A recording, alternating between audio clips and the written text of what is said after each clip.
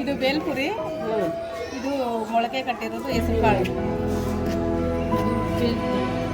ಏನೇನು ಹಾಕಿ ಮಿಕ್ಸ್ ಮಾಡಿದ್ದೀರಾ?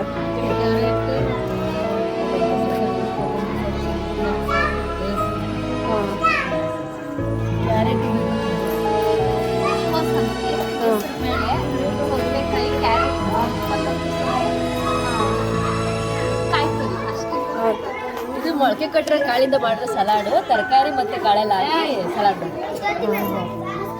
ಇದು ಮೊಳಕೆ ಕಟ್ಟಿರೋದು ಸಲಾಡ್, ತರಕಾರಿ ಎಲ್ಲ ಹಾಕಿ ಟೊಮಟ